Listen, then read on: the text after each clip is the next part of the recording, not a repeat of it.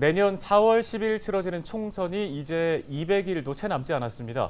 여야 정치권은 바닥 민심을 잡기 위해서 총력전을 펼칠 것으로 보이는데요. 취재기자 연결해서 인천 지역의 총선 동향 살펴보도록 하겠습니다. 네, 송효창 기자가 화상 연결돼 있습니다. 자, 송 기자, 우선 인천이 총선의 바로미터로 평가되고 있는데 그 이유를 좀 들어볼까요?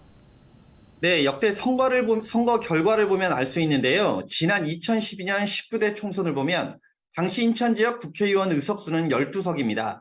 이 중 당시 여당인 새누리당과 제1야당인 민주통합당이 각각 6석씩 나눴는데요. 당시 총선에서는 새누리당은 전국 300석 중 과반인 152석을 확보했습니다.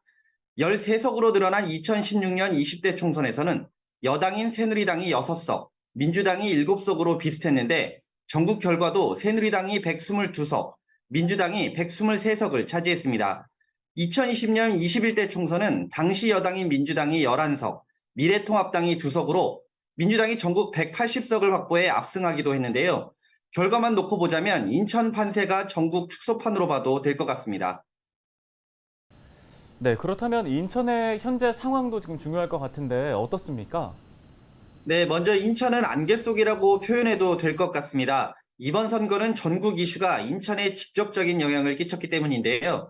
특히 현 민주당 대표인 이재명 의원의 거취 문제가 화두로 떠오르고 있습니다. 지난해 6월 1일 지방선거와 함께 치른 계양구을 국회의원 보궐선거에서 당선돼 여의도에 처음 입성을 했는데요. 하지만 최근 이 대표의 이른바 사법 리스크가 심화되면서 계양구 정치권에선 또 다른 민주당 주자들이 기지개를 켜는 모양새입니다. 이 대표의 구속영장 청구에 대한 법원의 판단이 중요한 포인트인데요.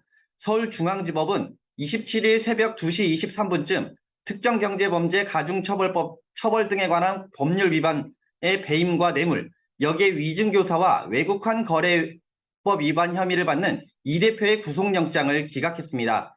방어권 보장 필요성 정도와 증거인멸 염려의 정도 등을 종합하면 불구속 수사의 원칙을 배제할 정도로 구속의 사유와 필요성이 있다고 보기는 어렵다는 것인데요. 일단 구속을 면한 만큼 이 대표의 행보가 다시 주목받을 것으로 보입니다. 그렇다면 이제는 내년 총선 출마 여부인데요. 최근 더불어민주당 내부에서는 이 대표가 개항으로 다시 출마할 것으로 보고 있습니다. 또한 인천의 경우 대부분의 지역이 민주당 의원으로 채워진 만큼 현재 자리 지키기에 나설 것으로 보이는데요. 하지만 전당대회 돈봉투 살포 의혹으로 구속 기소된 윤관석 의원의 남동구을 지역과 같은 의혹으로 탈당한 이성만 의원의 부평구 갑 지역은 현재 누가 들어올 것인지 알 수 없을 정도로 안개 속입니다. 국민의힘 역시 남동구을과 부평구 갑 탈환을 위해 움직이는 모양새지만 현재까지 뚜렷한 후보군은 나오지 않고 있습니다. 하지만 전체적으로는 일명 유정복 라인으로 꼽히는 이행숙 정무부 시장을 시작으로 박병일 인천시 정책수석과 박세훈 인천시 홍보특보, 조용균 인천시 정무수석과 고주령 인천시 대변인, 손범규 인천시 홍보특보 등이 총선을 대비 중인 것으로 알려지고 있습니다. 인천 지역에서 오랫동안 정치 기반을 닦은 정의당의 선전 여부도 주목할 만합니다.